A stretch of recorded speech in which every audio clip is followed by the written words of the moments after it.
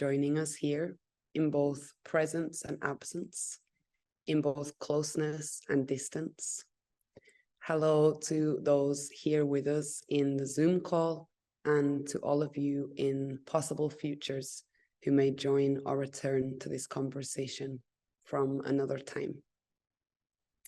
Today is the 31st of October, 2023, Halloween or Samhain, and we are connecting live from different time zones in Glasgow, Bogota, and London.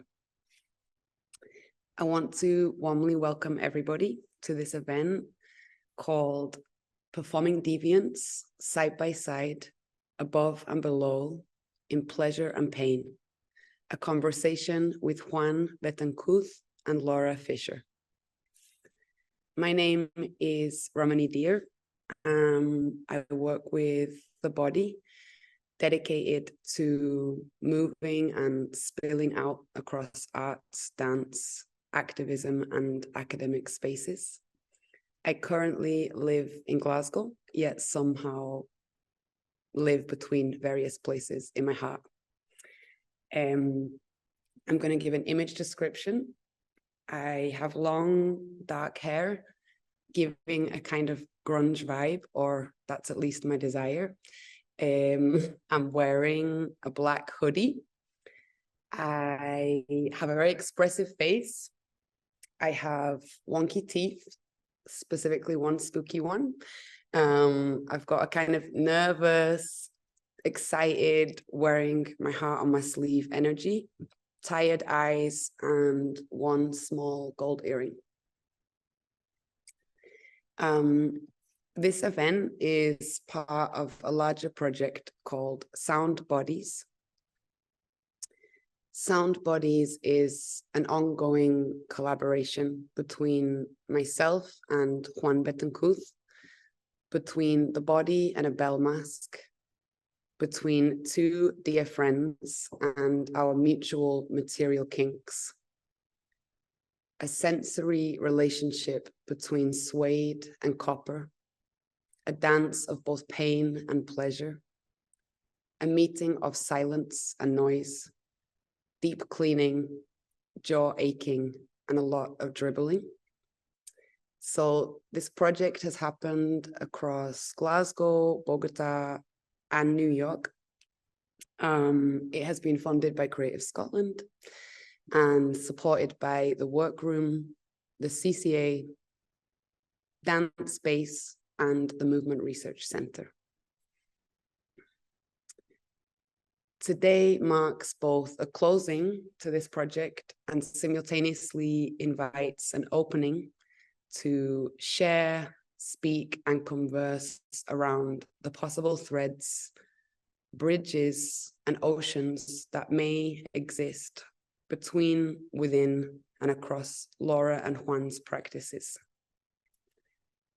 I would now like to initially introduce and welcome, con mucho cariño, Emilia Beatriz, who is here with me, almost in physicality from a different building, from a cold Glasgow night.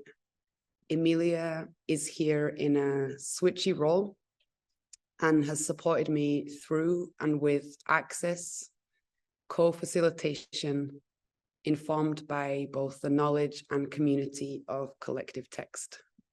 Thank you, Em.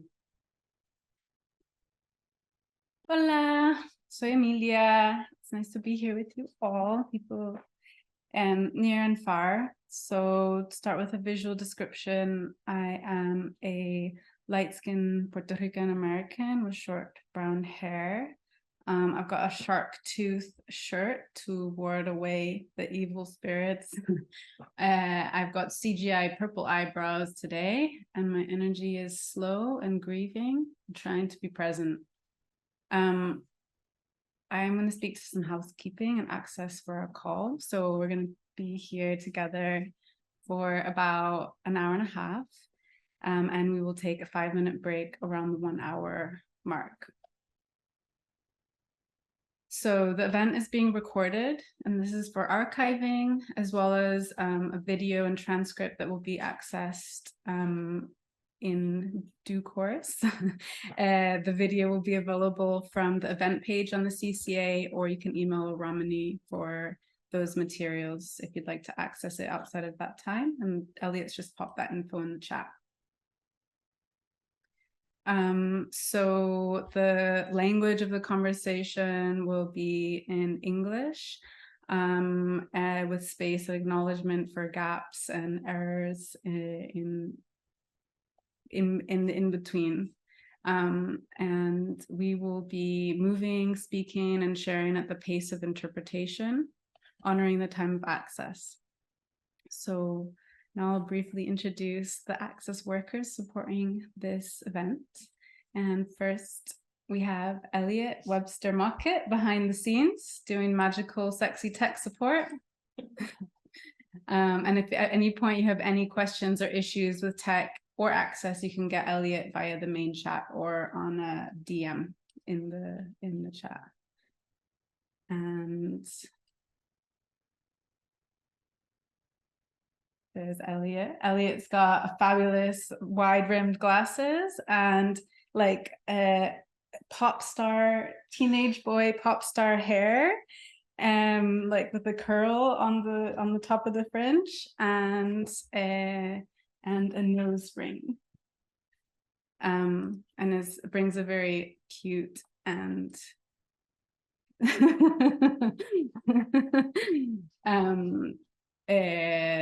energy. Sorry if that didn't read you right. Or something like that's not the word. Next we have, sorry, Elliot. Next we have where are we? BSL interpreters. So we've got two BSL interpreters with us. We've got the wonderful Nikki Harris and Karen Forbes. And the BSL interpreter should be pinned in your Zoom. If you require permissions for multi-pinning, please message the group chat or Elliot. I'll give brief visual descriptions. So Karen is a white woman with salt and pepper hair, wearing a gray top and sitting in a blue background. Nikki is also on a blue background, coordination. She is of mixed parentage, wearing a beige scrunch top and fabulous red lippy. Yeah. Looking very young as well, I'll say. We also have live captions by Karen Pritchard and Louisa McDade behind the scenes. And these should already be visible for you, or you can enable them on your device by clicking the CC button at the bottom of the Zoom screen and selecting live captions. They can also be viewed in an external browser by clicking the link and following the instructions that Elliot's put in the chat. During the event, when images are shared, we'll begin with an image description and then show the image via screen share and then return to the speaker view. So at this time, I'd like to invite the artists, Laura and Juan, to give a brief visual description and say hi.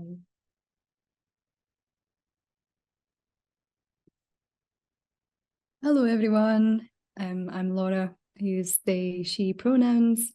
And I am a white femme person who's just hit their 30s. Looking pretty spooky tonight because this room is really dark. So my face is kind of glowing at the front of the screen out of nowhere. I've got bleached eyebrows and short hair. It's about shoulder length, dark with little blonde bits. I am somebody with a lot of pain. So I can be a bit squirmy and fidgety, sometimes look a bit angry, but I'm not. And yeah, I'm wearing a funky 80s vintage jumper with some like neon orange and green and pink bits to it.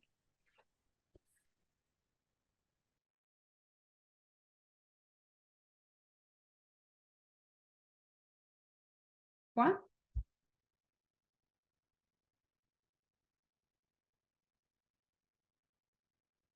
Juan, Si quieres. Hi. Hello. Can you guys hear me? Yeah. Hi. Okay. Can you see me? Can you hear me well? Sí. Okay. So my name is Juan Betancourt. I'm a Colombian artist. I'm living in Bogota, Colombia. I am a Latino light-skinned guy, 50 years old. I'm solo pepper hair. I wear facial hair, salt and pepper as well. And I'm really glad to be with you guys today, with this amazing group of people, and really excited to share with you my process and my life, because it's my work, and I am really passionate about what I do and how I feel about my work. And I'm wearing like a dark t-shirt, headphones, glasses, and Perfecto. that's it. Gracias. Thank you, Juan. Oh, okay. So then for everyone in the room with us that's come as to witness and participate, feel free to be as you are, as present, absent, on, off, in, out, take the breaks you need. Everyone's cameras and mics will be disabled during the chat, and then we can use the chat box as a space for comments, questions, interjections. You're welcome to post anything in the chat at any point, and I will voice these comments for the room during moments of pause. Si quieres postear en español, están invitadas y compartiré en español e inglés. If you'd like to offer a question, comment, or intervention in sign language, send a DM to Elliot and we will facilitate that.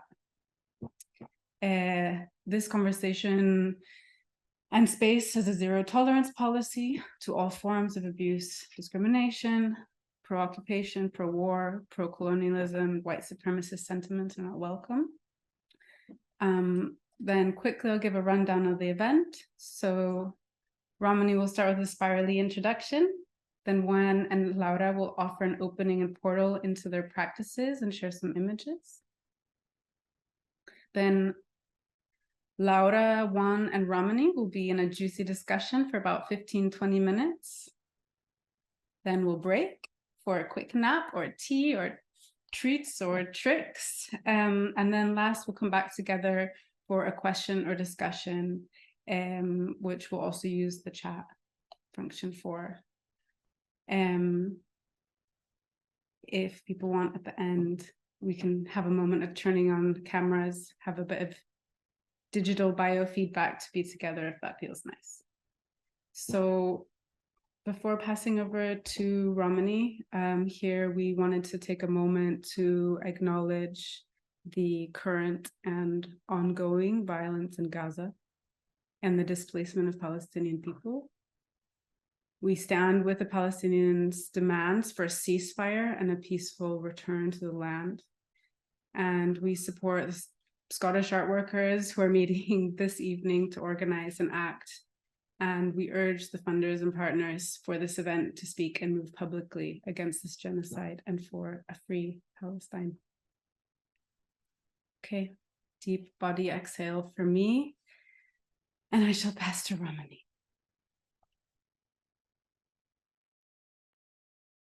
Gracias, Em. Thank you. My image description slightly changed because I've got really hot. So now I look very flushed. From here, I will continue. Perhaps sitting with a deep pain in the lower body. Perhaps a pain that is lived with, a chronic pain, or a pain that comes and goes monthly. Perhaps a desired and seeked out pain, or perhaps a pain that is being felt for the first time. A mouth full of the taste of something warm and gooey lingers in the space below the tongue. The left toe sticks out a small hole in a sock. It's irritating but bearable. However hard the attempt to not focus on it is, the feeling remains present. Simultaneously, the body is still hot and tingly from an intimate moment lived previously to arriving at this event. And each time a phone vibrates in a pocket, something sparkles in this body. From this place, like any place, side by side, above and below, in both the presence and absence of, in simultaneous pain and pleasure, I want us to take a wee minute to be with whatever is present for you right now. So I'd like to invite each one of you to feel into and check into your bodies.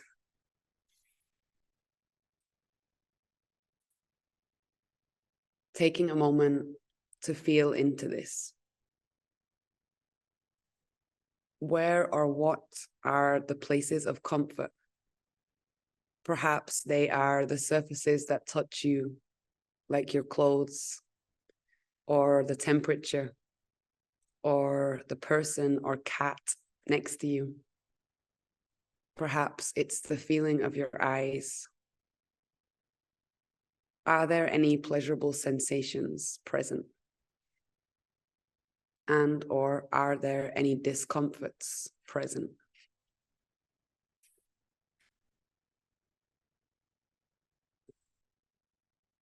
I propose the next hour and a bit as like an invitation for listening. Listening in a tentacular, extending, searching, full-bodied sense.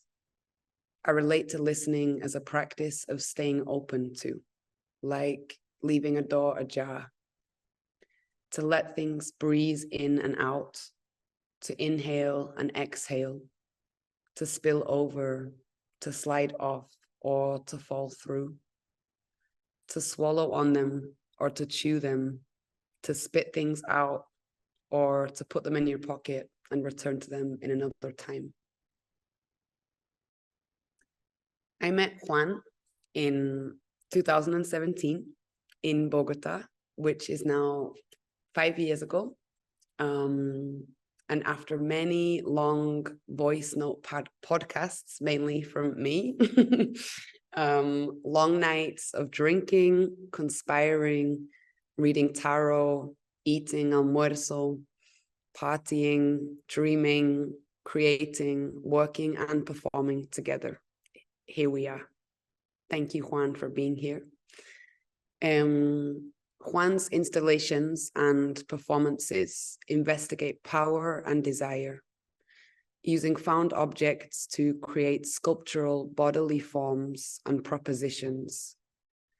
They produce both a familiar and unfamiliar feeling, a kind of morbid, domesticated intimacy that lives across dualities of fetish objects and functional tools, somewhere between memory and fantasy, like sensorial provocations that have and continue to both arouse and disturb me, challenge, provoke, and endlessly entice me. I met Laura more recently in 2022 in a dance event in Dusseldorf. I heard them speak about their work forged in the tender heat of your embrace. I remember / misremember vividly their outfit, a kind of tailored, loose, matching two-piece suit. Laura, you can correct me. black, shiny, bulky shoes. I remember their kindness, their Gemini energy, and their very unique relationship to heat, metal, and copper. Thank you for being here, Laura.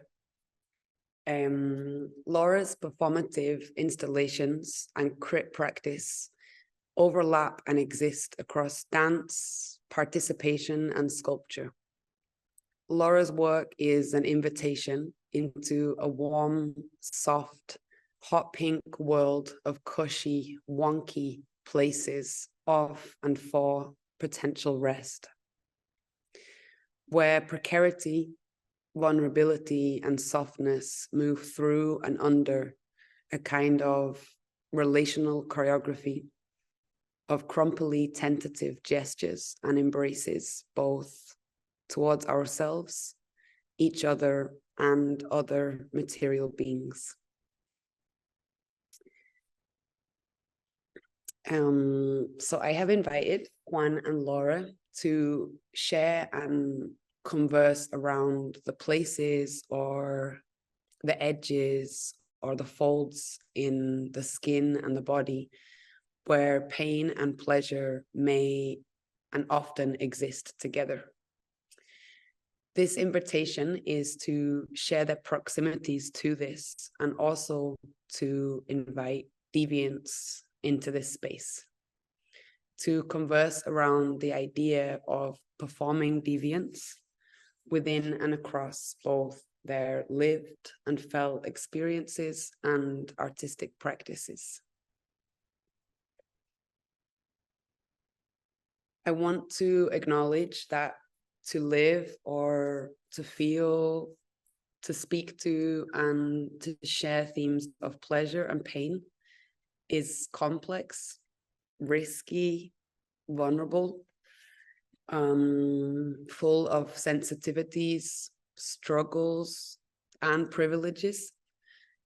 So this conversation, the people and the practices mentioned today speak from and within specific perspectives, positions, contexts, and realities. Some of them may be shared, and undoubtedly, inevitably, there will be many gaps, cracks, holes, layers upon layers upon layers upon layers. So I am now gonna pass over and invite both Juan and Laura to open a door or a wee tiny crack or a peephole or however you want to call it into both of their practices. And we're gonna begin with Laura whenever feels good. Thanks, Romany. Yeah, thank you for that gorgeous introduction as well, and for this invitation.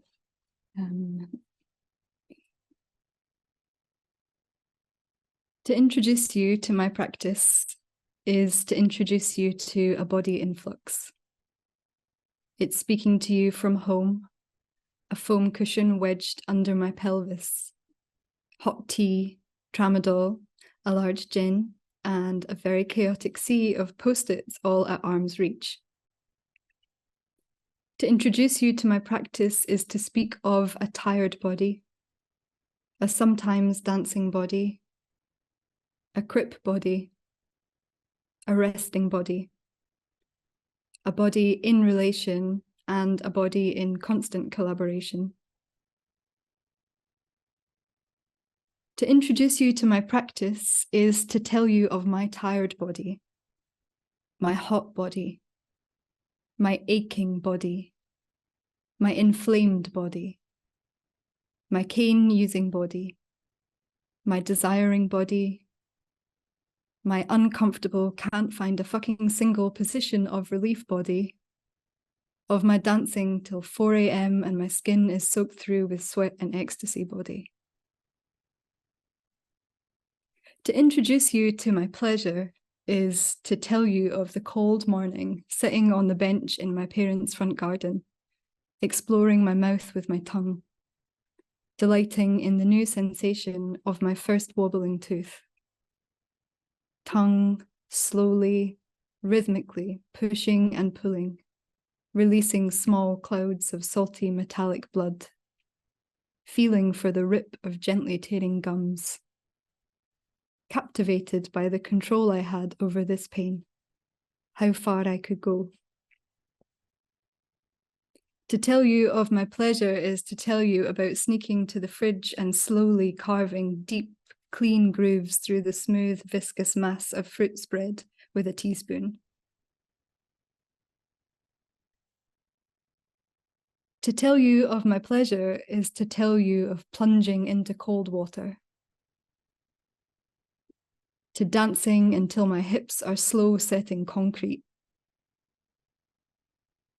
to the comforting warmth of a mug of coffee rested on my chest, to harder, harder, harder, to the small intimacy of my friends walking to the tall stools when we enter the bar. Is to tell you of the time after a first holiday, entwined in new love, sun-kissed thighs, that during an orgasm, the damaged nerves on my right thigh briefly crackled back into life, brimming with sensation and forgotten fire. And we paused and spent the next hour just feeling the joy of your fingers resting lightly on my leg.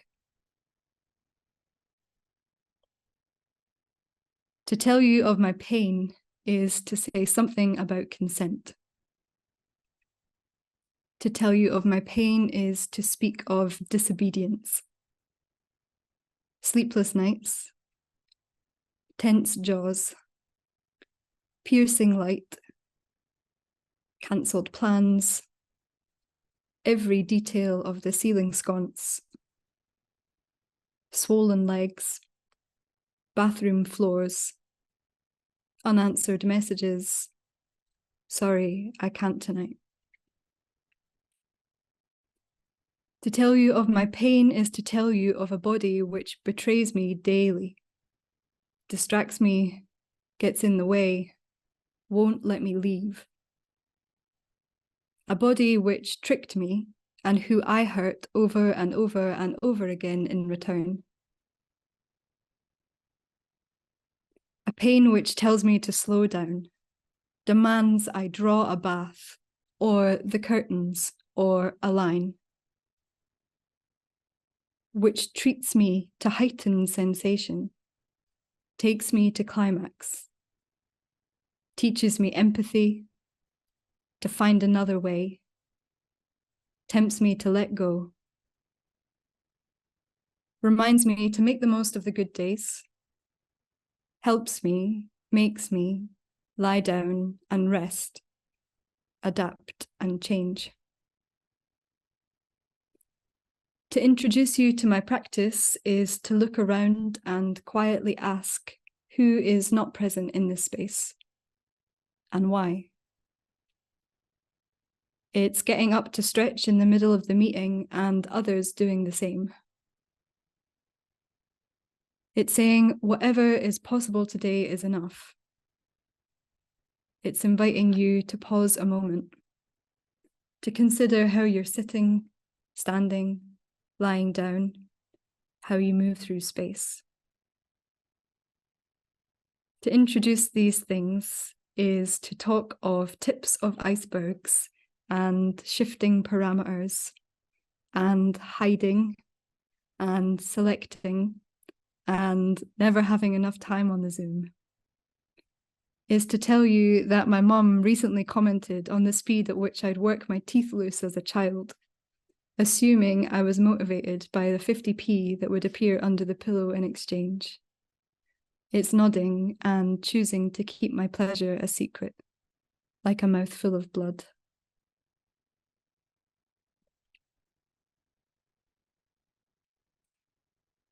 So that was just a little deviant introduction in response to this lovely invitation to be here from Romani today. And I guess my attempt to bring some of this body into this digital realm. So just to finish my little piece, I will talk about my practice in a bit more traditional artist talk format, and share a wee bit about what I do and some context around a project that Romany's already mentioned, and that I think we'll probably talk about in more detail later in the conversation. So I am a disabled dance artist and performance maker based in Glasgow. I live and move with chronic pain and fatigue and various conditions which affect my joints and tissues. I make performance work, which is rooted in choreographic practice, but often sits somewhere at the intersection of dance, sculpture, participatory practice, and/or live art. I predominantly work site-specifically or responsively, so speaking to the space or context of the place or site I'm performing in. My work tends to make gentle observations and interventions to site through artistic encounters that seek to shift the social choreography of a space.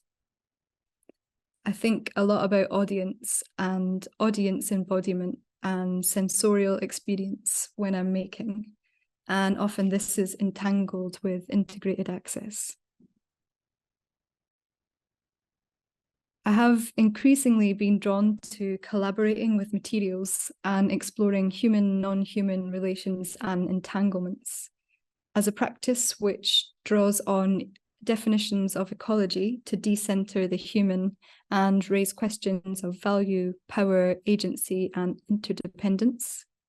I also see this as a crip practice, which challenges and subverts the dominant aesthetic languages of dance. So Sara Ahmed, in her book Queer Phenomenology,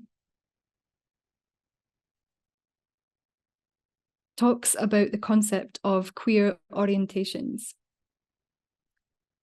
As someone who spends or has spent quite a lot of time lying down and on a horizontal axis, I've begun to understand this as being in queer or crip orientation to space and time and life and objects.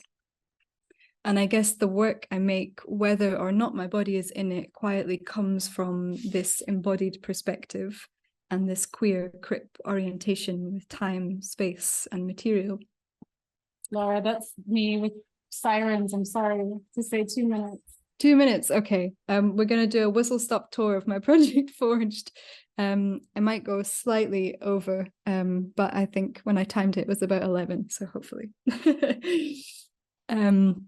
So my most recent project, which Romany kindly spoke of a little already in a much more beautiful way than I'm going to talk about now, is called Forged in the Tender Heat of Your Embrace. And it's an ongoing choreographic collaboration between my body and 7 sheets of copper metal, and a performance installation created in collaboration with designer Zephyr Liddell.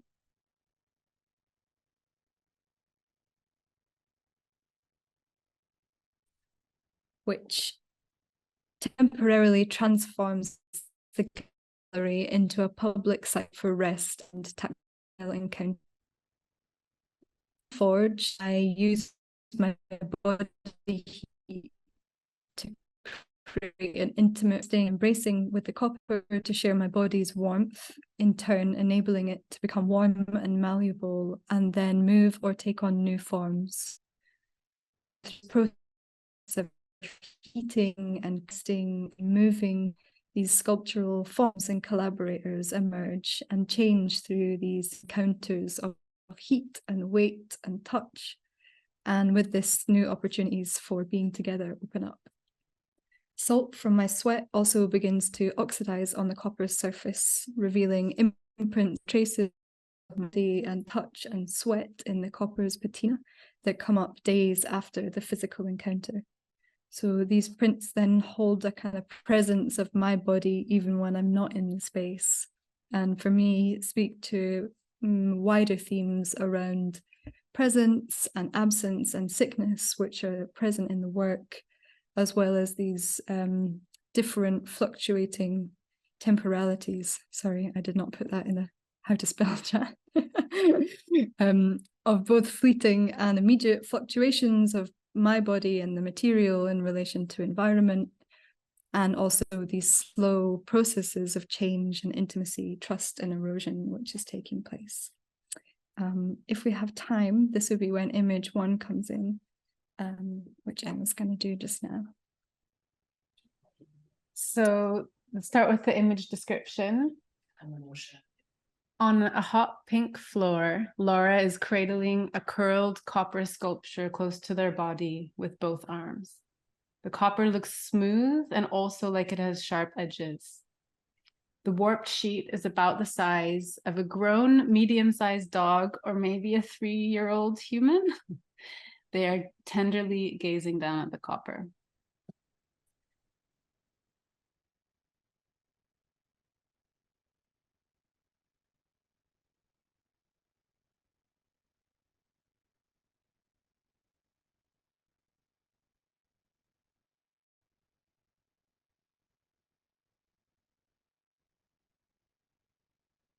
Thank you.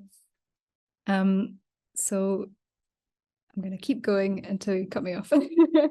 Forged also invites collaboration of other disabled, sick and neurodivergent artists to enter into the role of a guest audio describer. So during live performances, they attempt to describe performance processes, offering their own subjectivities and perspectives and languages as a lens through which we might experience the work. These are then recorded and become part of an evolving audio archive. Design is also a really big part of the project, and I believe as an artist, like, design can be utilized to make conceptual work more accessible and engaging.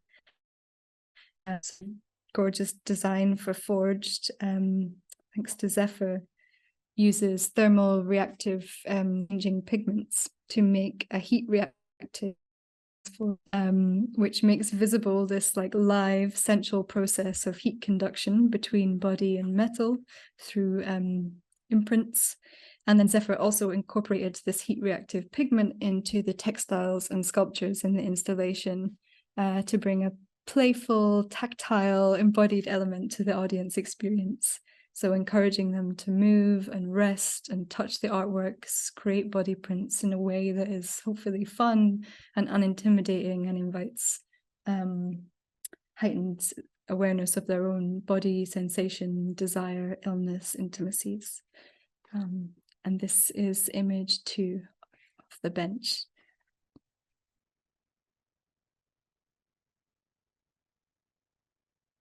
So image 2 is a close-up of Pink Bench, a joyful artwork created by Zephyr Little.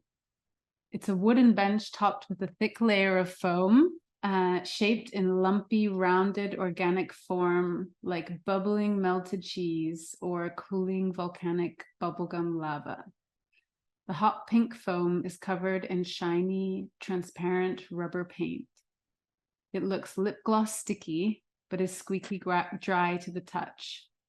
2 round white shapes are imprinted onto the seat where hot bums have activated the heat reactive pigment, leaving temporary imprints of their body.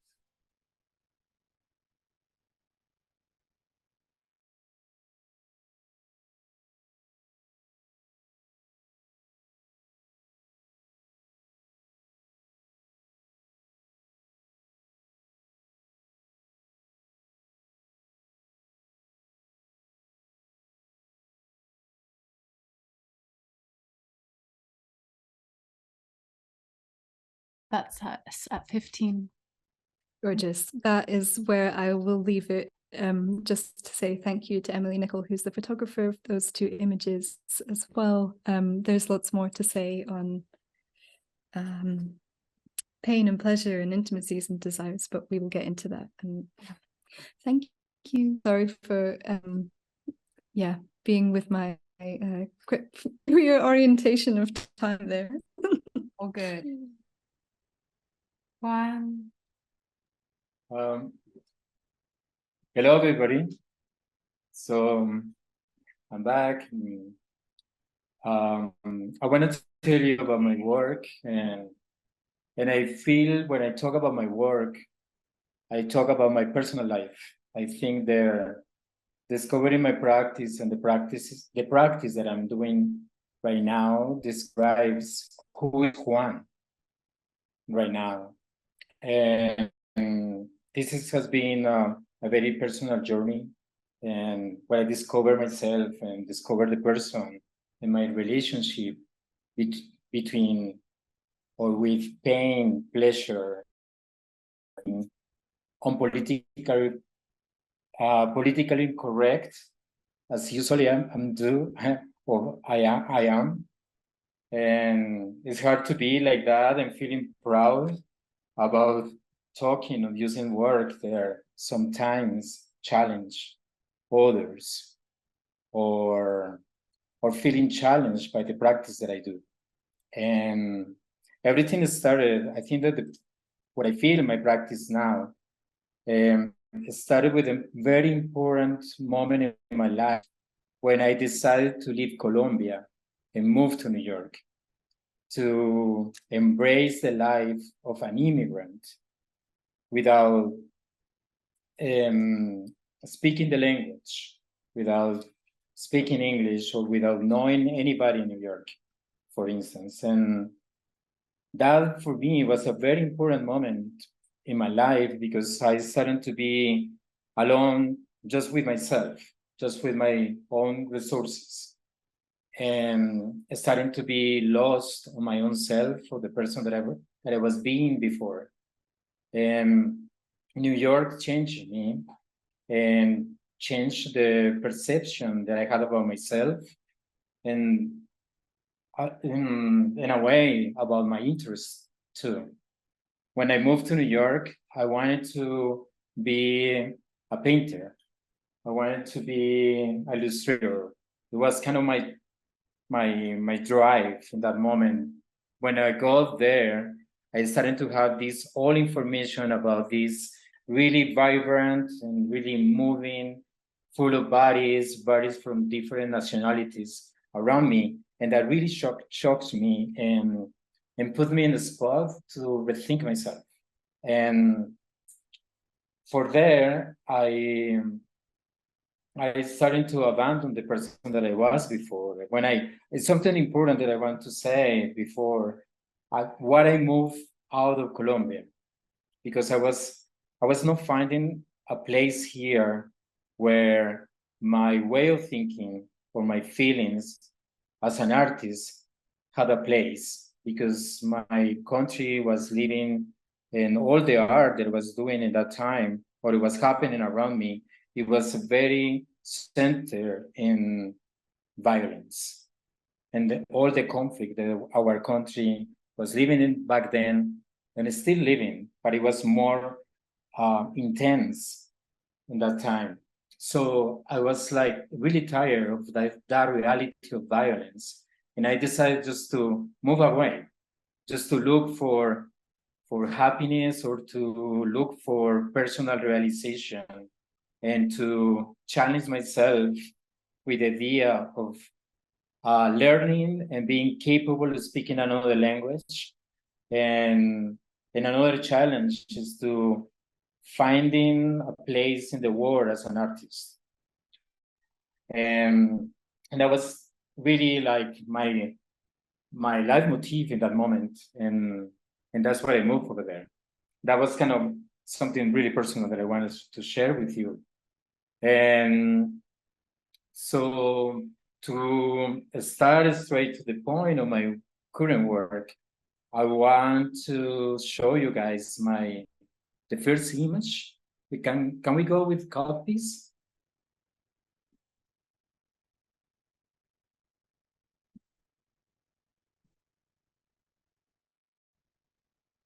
So codpiece image description is a black leather harness with a ceramic salt shaker attached where the the strap-on might be. There's 2 long, thin leather straps that hang down from behind the salt shaker with heavy-looking metal weights. And the fragile ceramic shaker has delicate flowers painted on it, like something you'd find in Abuela's cupboard.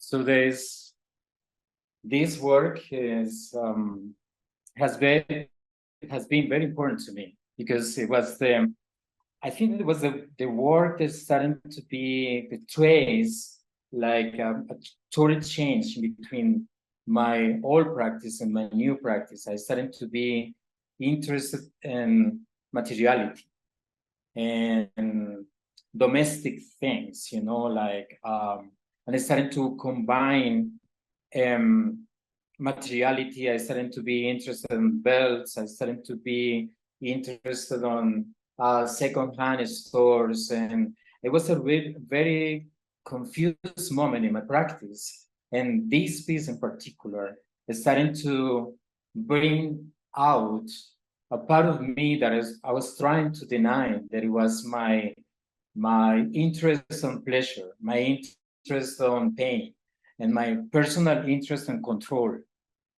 And when all this information is starting to happen inside of me, I started to make a sculpture work. I totally forgot I didn't want to paint anymore. I have no inspiration to paint, to illustrate. I was just like, I don't know, I was just feeling like this crazy drive that I couldn't control about putting things together without sense, without recognizing myself as a sculptor. But starting to have information about other interests that I had before, that it was my religious practice. I have this religious background. I used to be a missionary.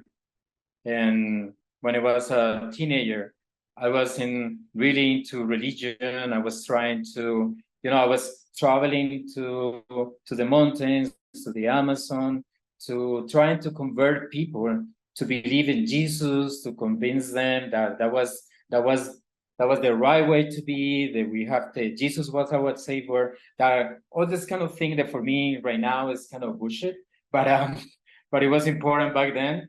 And what I say this in the middle of this piece, because when I started to have this information back in New York, when I was alone with myself, and I started to have these memories about my practice as a missionary, I realized what it was the common things in between my new interests about pain, pleasure, BDSM scenes, and my background as a religious person. And it was the objects, the Catholic saints used to inflict pain against their own body, to deny their body, to thinking that the body was the limit. They separate them between the presence of God and their own, and basically that, between the presence of, the reality of holy and the reality of the body. So I realized that those saints and those practices that I was interested when I was a religious person, it was those practices they were involved with pain. And I started to be really into investigating the practices of different saints, particularly Saint Teresa of Jesus. Is a Carmelite saint that she used to practice self-flagellation to get to a state of ecstasy, contact with Jesus, physical, erotic contact with Jesus. So she was really, for me, it was this she was like my role model to start developing my sculpture work. And it was, for me, it was really crazy to realize that through religion and through a Catholic saint, I got to enter into this reality of pain, pleasure, faith, desire, and in developing my own mystical and interest based on the pleasure of my own body, and starting to investigate about the pleasure and the manifestations of pain, pleasure, and control there of my surroundings, of the people that were around. And if you want, we can go with the second image. Share.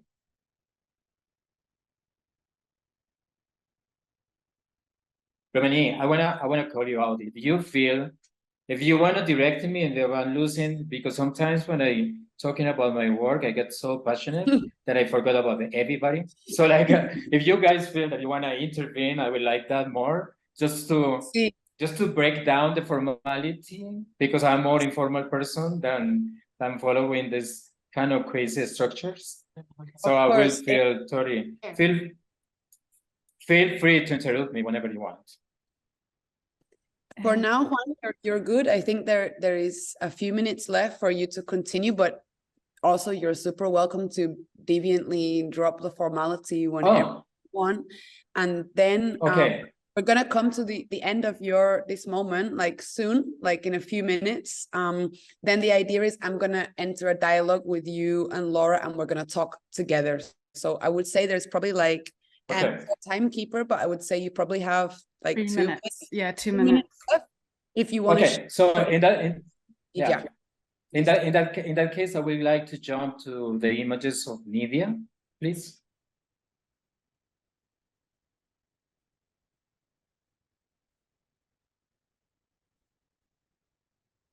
Okay, so which one are we gonna do?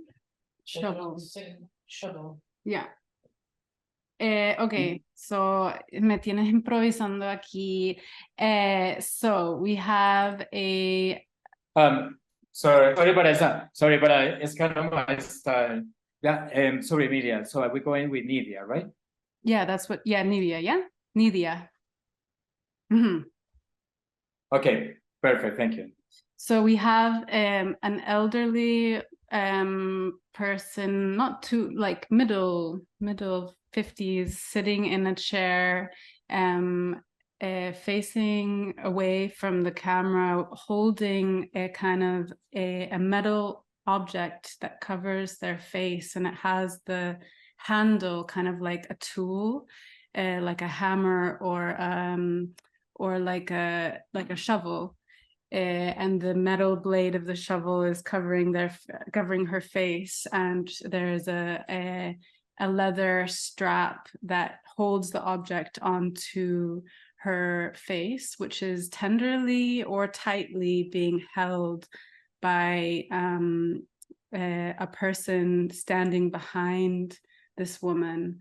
Both of them are wearing soft jumpers, like knitwear. And see, I'll leave it there.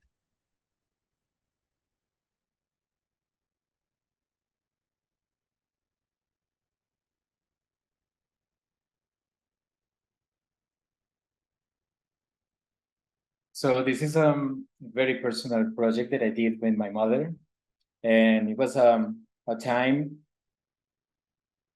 Do you want to say something, Romani? No, I was just letting you know that there's like 1 or 2 minutes to talk about this one, and then we take a little break. You're fine. You're good. Is that okay? So this image is about a work that I developed with my mother when I was working or trying to find a parallel of common things between domestic life and domestication.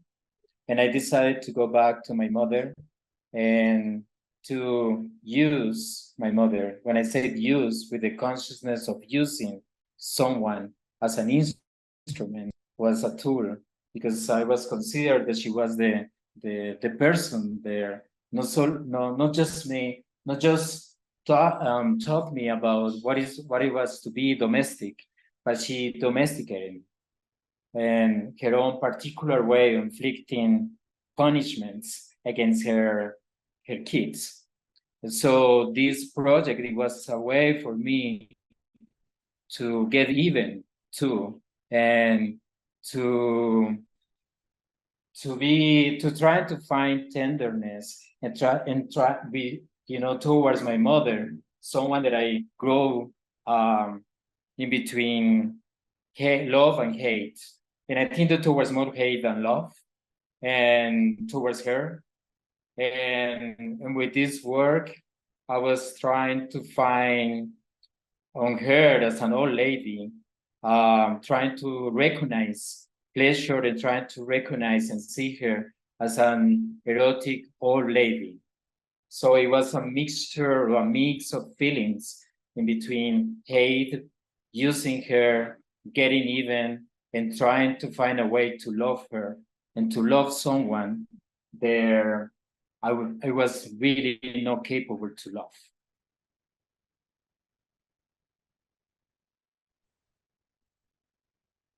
So that's all for me. No, thank you guys. Me has dejado un poco así, so I think it's a good moment to take a little break for everybody, and Yeah. Okay. and then we come back. Time is small and expansive, so we could take.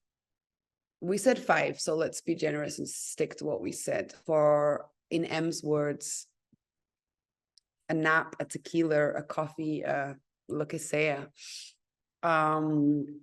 We come back in a few minutes, and then we will have a dialogue between the 3 of us, and hopefully with some people in the room, in the Zoom room. I'm going to stop talking. Have a nice break.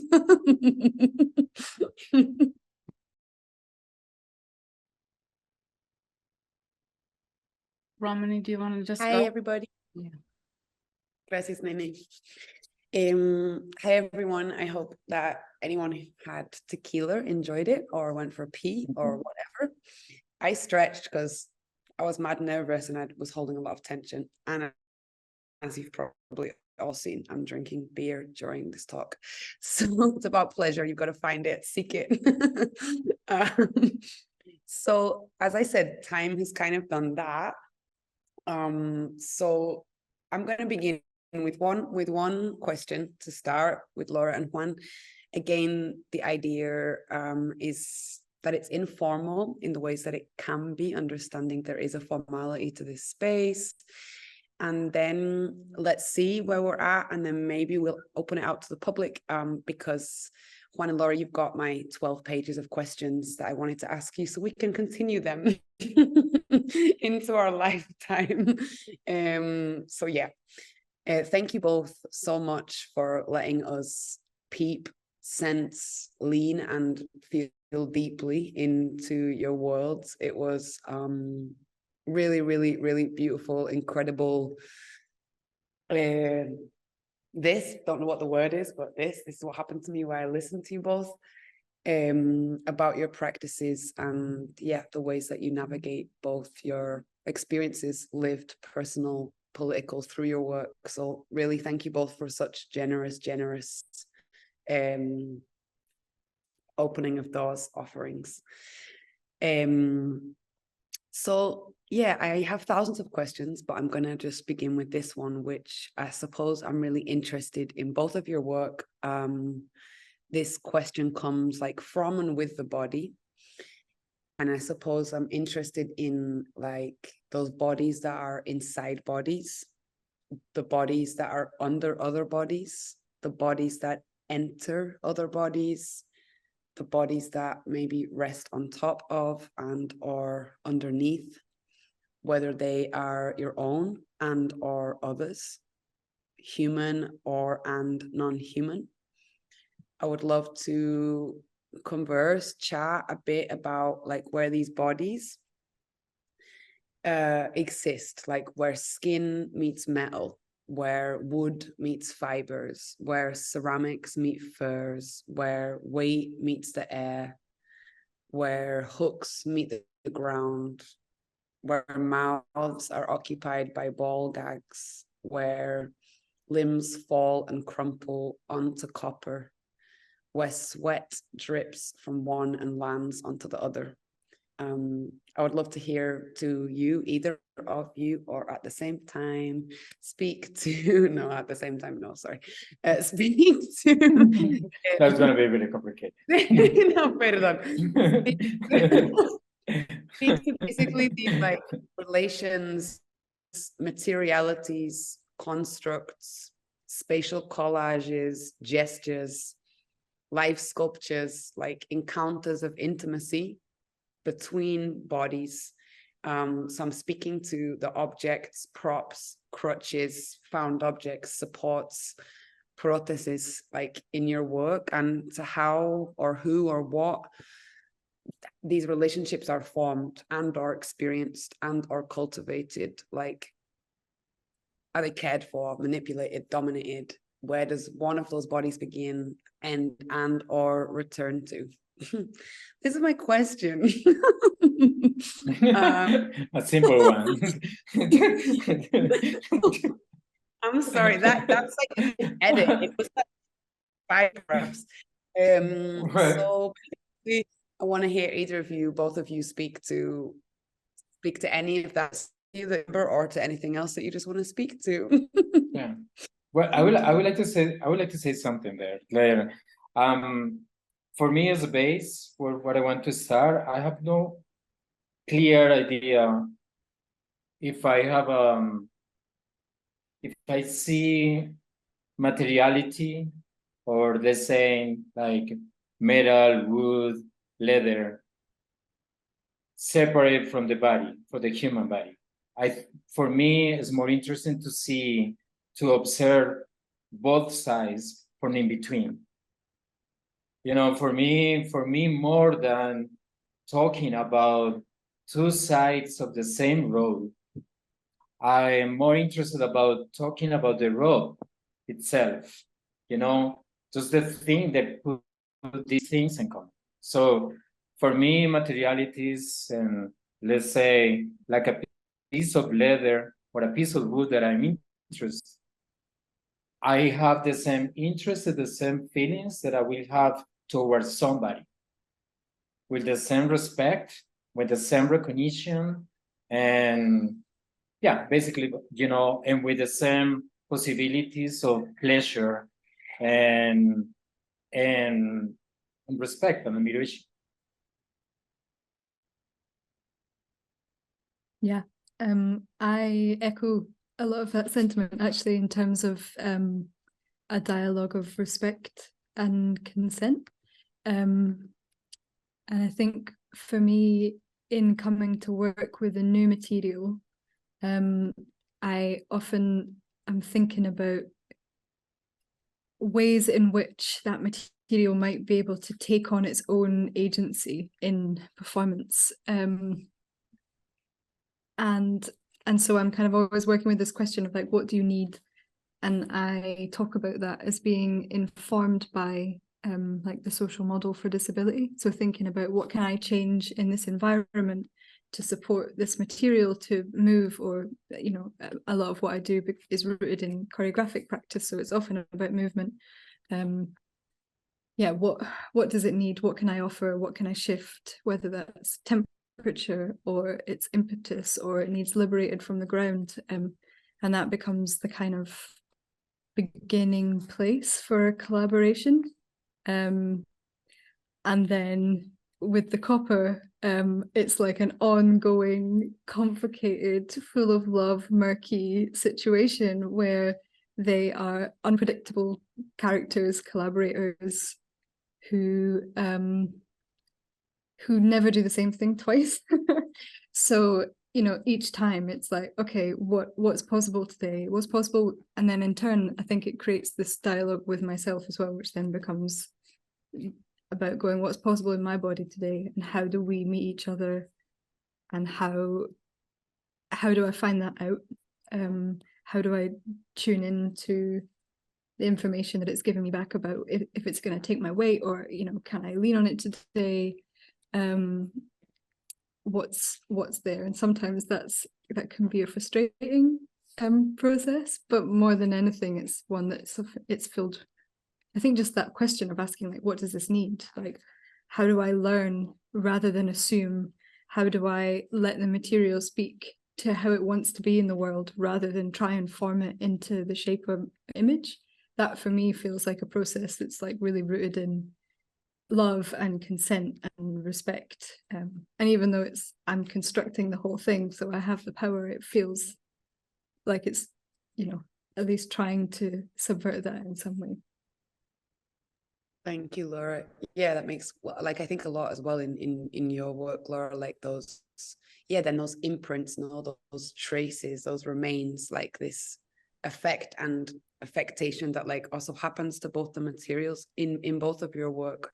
Also, and like I think about the leather that you work with and what happens after it's being passed through hands and on top of bodies and used and cared for, and also manipulated also, right? If these relationships towards care, there are still hierarchies there, but I think that was something for me that I wanted to think about in both of your practices, also in relation to like how you both arrive to these materials. And that makes me think a lot about like intuition, trust. I think about erotics, I think about consent, I think about the layers of like both tenderness and also pressure and resistance that are applied to and felt from those materials.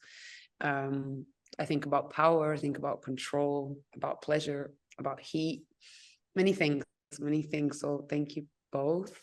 Speed dating. We're not dating. I'm speeding through the question. I'm gonna go to the next one, and I acknowledge that it might feel like we're going like this over things, but I just want to leave a bit of space for anyone else in this. Actually, maybe I'm gonna ask maybe first if there is anyone in the room exactly that would like to say something at this point, and we'll give it a few minutes of beautiful, awkward silence where those people that maybe want to ask something but aren't sure can. And if not, then I'll continue with another question. But if there's anything that anyone wants to say, comments, questions, it's great today because there's people here connected from Bogota who maybe have never seen or met Laura and their practice, and vice versa, people here from Glasgow that are meeting and hearing Juan for the first time. So it would be super cute to hear anyone, and if not, it will be less cute, but I will just continue talking.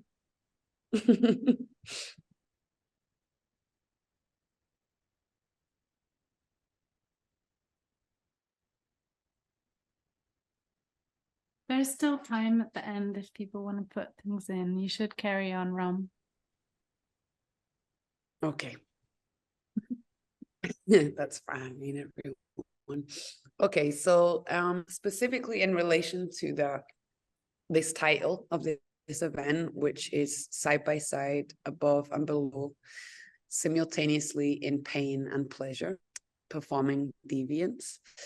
I would love to ask or hear both, about, you've both mentioned it already in what you shared, but more specifically about these places, like whether that exists in practice, in life, in work, in your desires, in your politics, and all of it, to understand like pain and pleasure, P&P, I've got here in my notes, as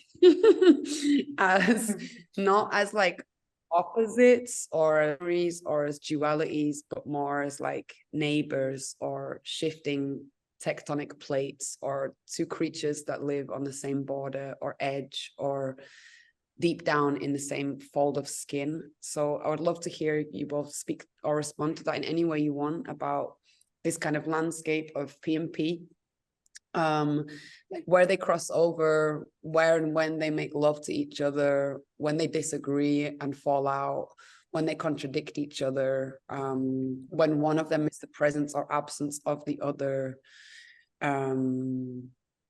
I'll stop there and listen to you both, and then I'll continue. I don't know if Laura, you want to begin this time, or Yeah, you've got sure. something like... Yeah, it's a really, I mean, I feel like we could probably, the three of us, chat about this question for like 3 days. And I guess I was thinking about how does it exist? And for me, as somebody who has chronic pain, like pain is the constant, pleasure is the goal. So I think a lot of pain is kind of quietly present in everything that I do. And so I think a lot of the work that I make is, and the practices that I kind of use to create those works as well, is often a practice of pleasure seeking in some form.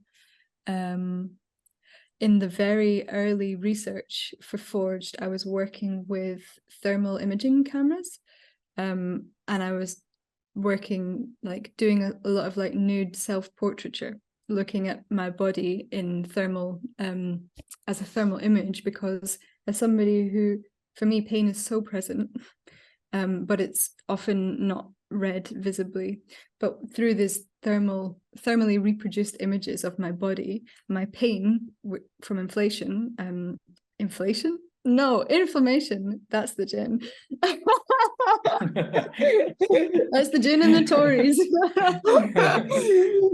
My like inflamed body, the places of my pain had a higher temperature, so they were like show up with the same as like my pussy and my like tits and like my mouth and all of these places. So I became really interested in the way that heat of my pleasure and my pain could simultaneously be made visible in my body. And then I think that, so at the moment, that's why I'm like stuck on this heat thing, because for me there's something in that heat that speaks to both of those things at the same time. And then, not to take too much more time on, but it's also making me think about when does it get in the way. And working with these collaborators requires like such, I have to be so in tune with my body. And I think what the process let me realize was that because I have a lot of pain, I spend a lot of time like blocking out sensation, because it would just be too much to be present with it all the time. So also having to find a practice or a way into my body, which was about allowing myself back in to feel sensation, to have to go through that place of acknowledging pain in order to get to a place where I could move into seeking pleasure through movement or through touch or collaboration, or being in like dialogue with a sculpture. What about you, Juan? Yeah, I was yeah, but just was thinking, by listening to you, or there, I think that my relation between, with pleasure and pain has been like kind of a different direction. I think that what I was doing, it was trying to hide my interest and my obsession with pleasure, taking pain as a way to cover my real interest in perversion and pleasure. And so in a way, I was just kind of trying to use this fake facade, taking pain as the main, or the first thing that I was showing about my work, about my interest in control, my interest in, how I was living pain, my experience with pain, the experience of others with pain. But I was just what I was really doing, I was hiding my interest on pleasure. And so it started to be, and so in the way that I work right now, I work in a line, on a obscurity of more like in between, because I don't want in this moment, I don't feel comfortable defining myself, what is the side that I want to take. if my interest is real into pain or real into pleasure. I want to work in something that I combine.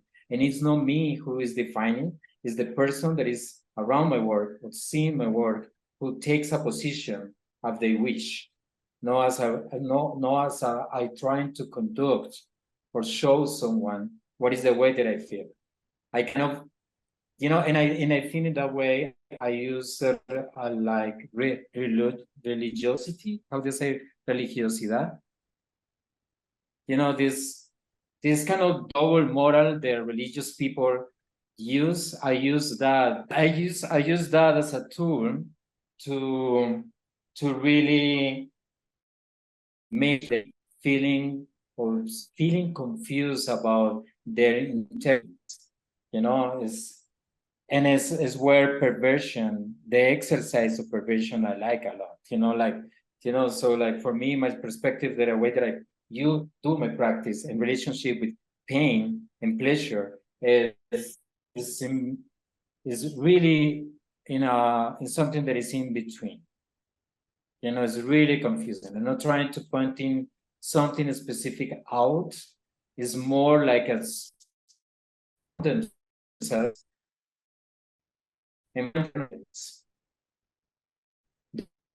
More that I'm trying to say something in general, to teach something. It's more. I feel that my work works as an invitation for people to find their own personal relationship with pleasure and with pain. Just want to give Do you a find?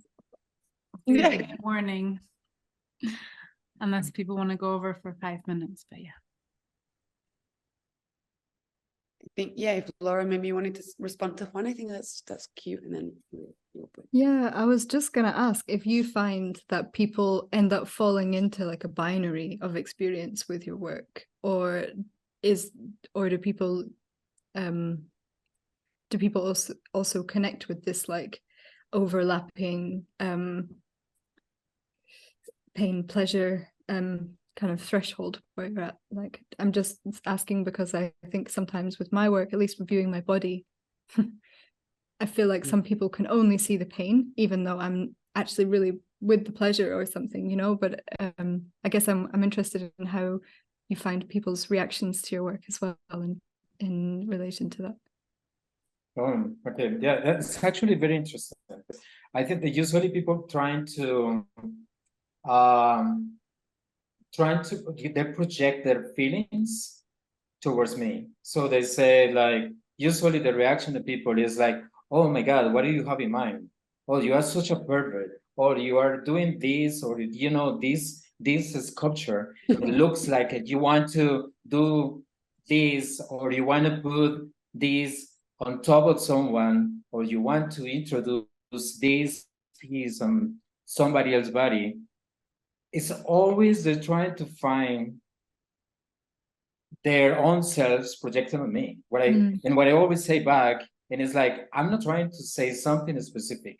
I think what you are seeing now is a reflection of yourself. So my work is operating as a mirror when you are seeing yourself.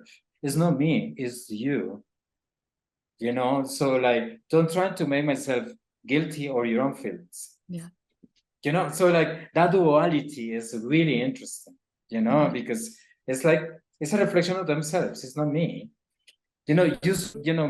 Many times I do work, sculptures that I have no idea why I put that together. And it's not my drive, it's not my agency really to understand why I'm putting these things together. I believe that my work, they operate as entities, that they have their own agency. And I respect them as others, as beings. So when someone says something around them, it's because they are having an intimate dialogue. I'm not around, and maybe I'm trying to clean up my hands right now, but it's probably how I am. It's probably how I am, and it's okay. I made peace with that too. I have lived experience of this, Juan. And,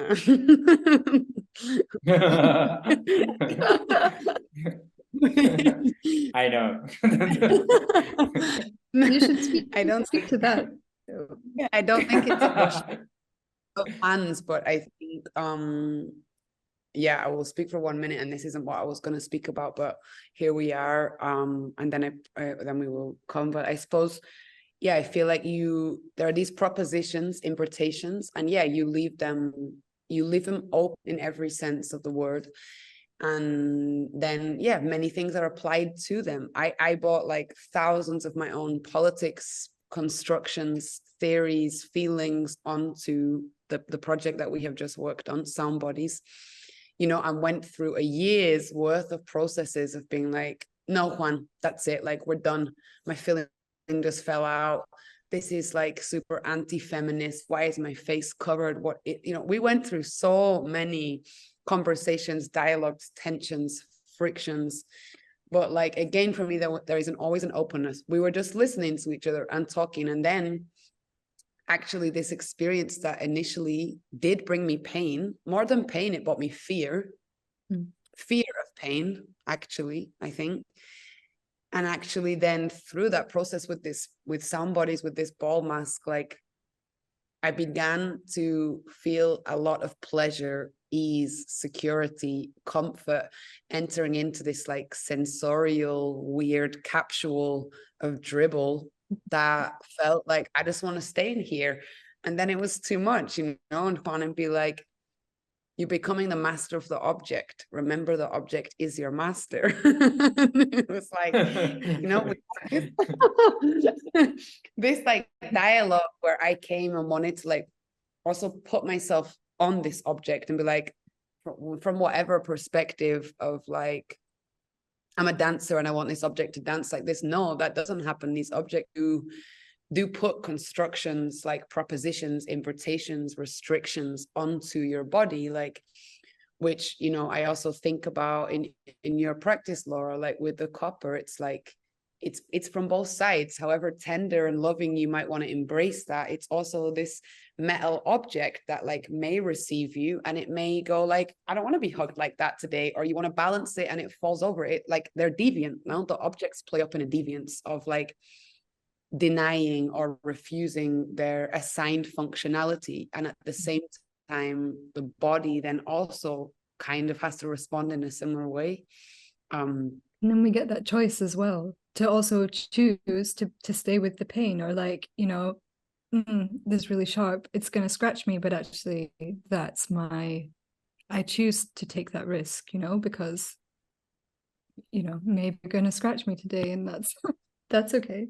But that's actually really personal, and I never seen you live, directly, but for the images that I've seen about your work, it looks like so warm, so personal. It's almost like you're having a personal relationship. Like, I'm really curious about how you feel with that copper. Who is that? How is that encounter in a performance? Yeah, it really varies. I mean, I love them. And they have like, it's funny, because I begin working with them when they're like square or rectangular sheets of metal. And in some ways they feel very material in that state. They're like industrial waste offcuts that I've like repurposed. And then through working together, they begin to take on these more organic forms, and then like personalities emerge, and then I give them names. And so yeah, and so I think through that maybe I'm like projecting human qualities onto them, but also I feel like I'm getting to know their material qualities more. Like, I understand what their forms can do and what's possible, and they're able to then like stand up on their own when they come as a sheet, and they can't. And so somehow I also feel like there's something in, like, we're forming around each other as well, which feels quite beautiful. But you know, like any relationship, there are some days where you fucking can't stand each other and it's not working and it's cold or they're too hot, or you know, it's like my body doesn't want to do that thing. Why are you also low down? Bending down is really sore for me. This is like super inaccessible. You know, so but I think that's also the beauty of those challenges, and then be like, okay, well then how do we find a way to call these things? Thank you both. Sadly, we're over time.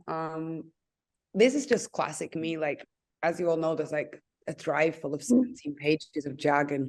So we could just we'll just have to make like a series of talks.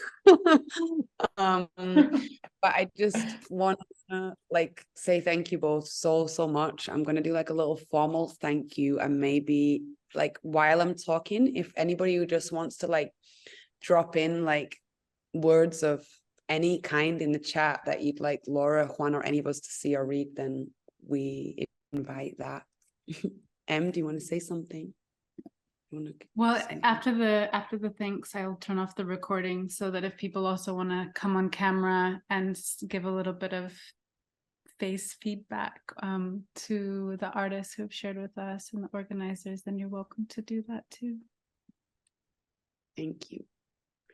So to end, understanding that endings are just beginnings, and like another point in this spiral loop that I hope me, Juan, Laura, and anyone else who wants to can just call each other on WhatsApp and talk about this for hours. So thank you for leaving these doors open, or these tiny cracks ajar, or these peepholes with our hearts over our heads, and trying to seek pleasure within and amongst all of this.